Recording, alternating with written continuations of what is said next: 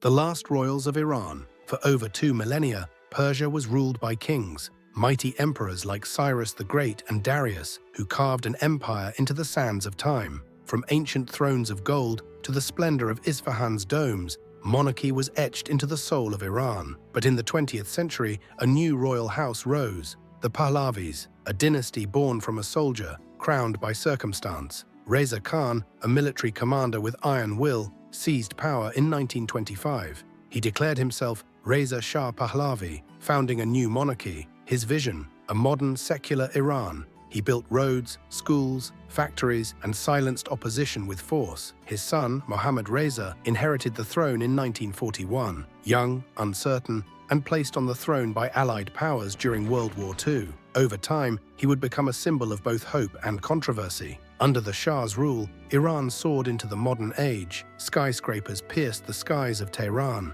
Women gained the right to vote. Western culture mingled with ancient Persian pride. In 1967, Farah Diba became the first empress crowned in modern Iran. She championed the arts, women's rights, and education. To many, she was the heart of the monarchy. With oil riches pouring in, the Shah dreamed big. A powerful army, a regional superpower. The Shah's day usually began early. He was a punctual man and often followed a strict routine, reading intelligence briefings, meeting with military officials, and planning national reforms. Farah Diba, meanwhile, often began her day with her children, then moved on to meetings with cultural organizations, architects, educators, or humanitarian committees. She was deeply involved in Iran's cultural life, especially museums and the arts. The Shah and Empress had packed calendars. Almost every week included state ceremonies, diplomatic dinners, military inspections, or royal visits. Behind the scenes, however, Farah loved reading, classical music, and contemporary art. She personally selected pieces for Tehran's Museum of Contemporary Art, which now houses works by Warhol, Pollock, and Picasso. The Shah, surprisingly, was shy in private. He enjoyed watching newsreels, documentaries,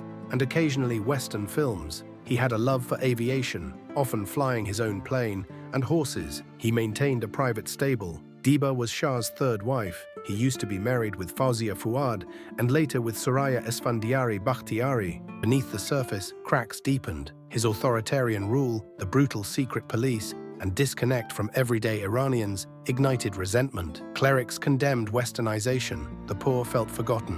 In 1979, the storm broke. Led by Ayatollah Khomeini, a revolution surged through the streets. Millions rose up against the Shah, against the royal family, against everything the monarchy had come to represent. The Shah and his family fled into exile. Their palaces were looted, their names erased, and the Islamic Republic was born. The once mighty Shah died in Egypt in 1980. Their son, Reza Pahlavi, now lives in the West, a prince without a crown. Some see him as a symbol of resistance, others as a relic of the past. Despite the outward appearance of comfort, exile was emotionally devastating, especially for the children. Layla and Ali Reza struggled with depression and identity crises, cut off from their homeland, yet unable to fully belong in the West. Layla became a model and fashion figure in Europe, but reportedly battled anorexia and emotional trauma. She died of an overdose in 2001. Ali Reza, a brilliant scholar with a passion for Iranian culture and Zoroastrian philosophy, took his own life in 2011. Farah lives quietly, often in Paris,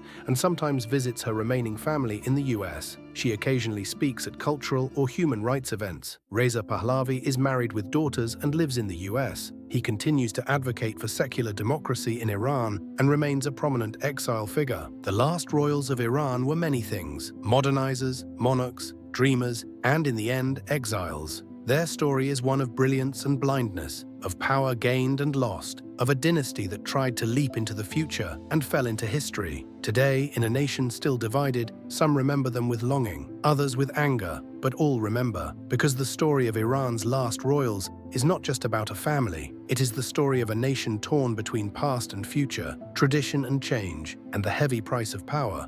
What do you think of them? Thanks for watching.